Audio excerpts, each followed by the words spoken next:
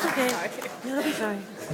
All right, so take it. Meriah, tell them a little bit about you, like 30 seconds about you. Okay, like she was saying, I was actually a previous IA partner last quarter, and I'm currently applying to graduate schools to study the effects of meditation on the young brain and building emotional resilience. So, and on my year off, I will be in Thailand. I leave next Wednesday for 7 months. So, if you have any questions about meditation later, you can ask me, because that was my talk last quarter in her class. So today I'm just going to be talking about what I'm doing in a lab working with Dr. Fiza Singh, who will be talking after me.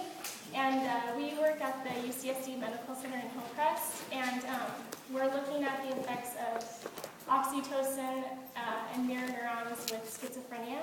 So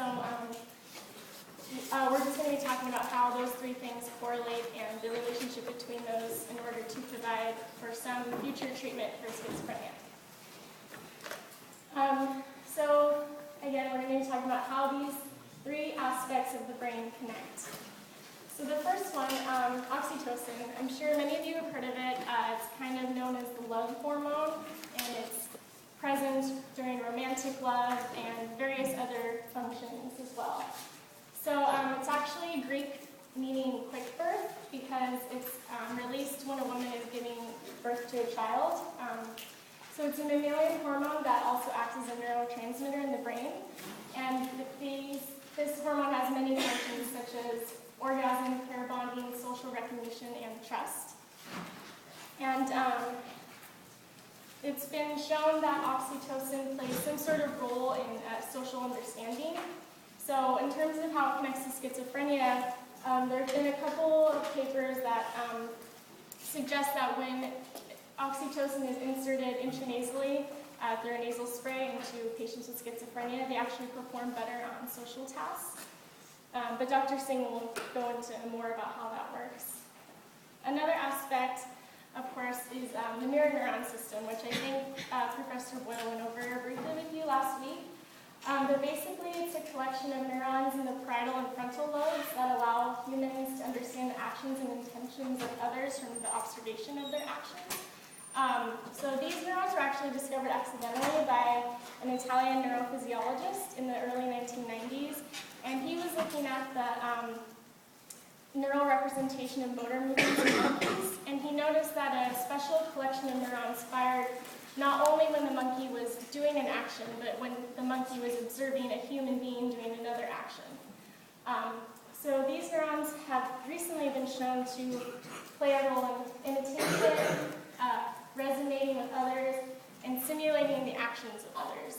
And these features allow for higher order social processes in human beings that, so each time an individual observes another individual performing an action, a set of neurons that encode that action is activated in the observer's cortical motor system, as if that person were also making those movements.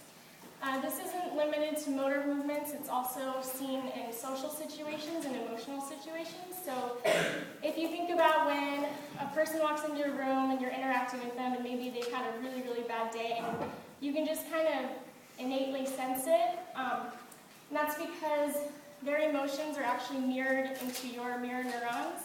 And they've done a ton of studies, EMG studies that are like measuring the muscle in your face, that you actually mirror someone else's emotions down to the muscles that you tense up in your face.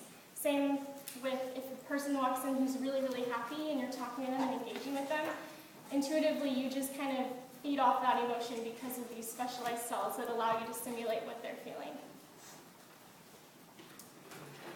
So there's multiple brain areas that have been shown.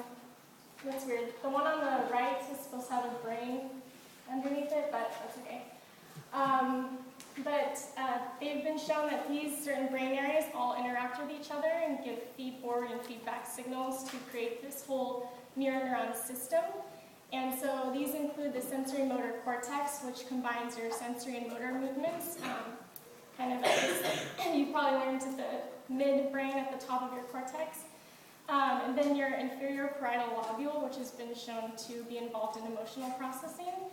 Your superior temporal sulcus, which is involved in biological motion. So we'll get into that a little later, but it's basically your understanding of abstract movement with little symbols or dots. And then the last one is your inferior frontal gyrus, which is involved in aspects of speech and risk-taking tasks. And these all interact together to give you an overall representation of motor and emotional understanding of others.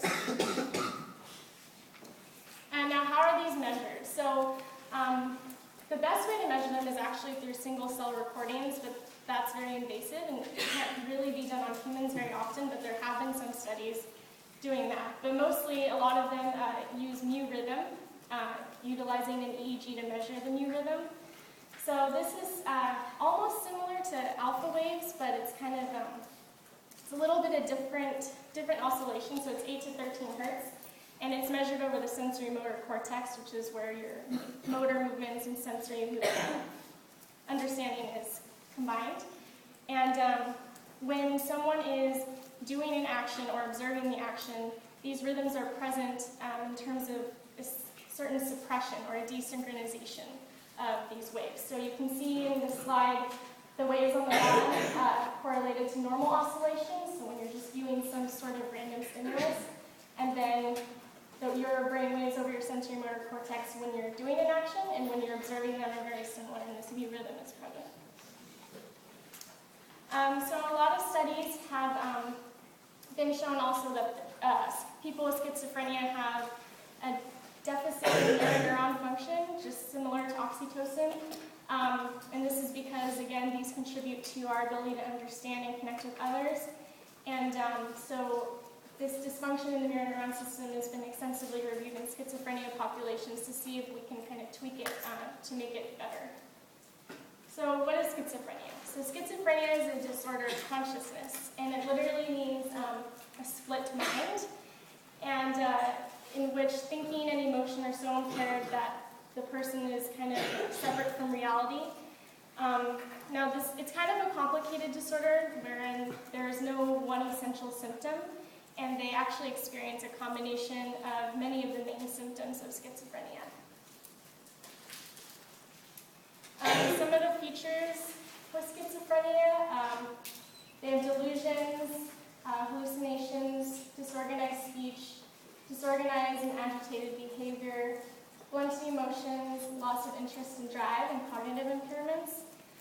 There's many theories behind why these symptoms occur and what's going on in their brain, and that's still being extensively researched. The issue with the complexity of schizophrenia is that there's just so many, the brain is so complex and so many different little parts of the brain have some sort of dysfunction that it needs to be researched more to understand fully how we can treat them better. So one of the main components, characteristics of the schizophrenic brain is this loss of gray matter, and it starts in the parietal regions, and your parietal region is your source of embodiment and where your association cortex happens, and the loss of gray matter spreads anteriorly, so towards the front. So you can see the difference of a normal brain versus the schizophrenic brain. And it's so rapid that I know this study was shown over a progression of 5 years. So the gray matter loss is very rapid, and it's usually present starting from adolescence or the early 20s. So again, how do we connect these three aspects of oxytocin, mirror neurons, and schizophrenia? So to kind of go into that, Dr. Singh is going to tell you more about her research in the field and what she's doing in the lab.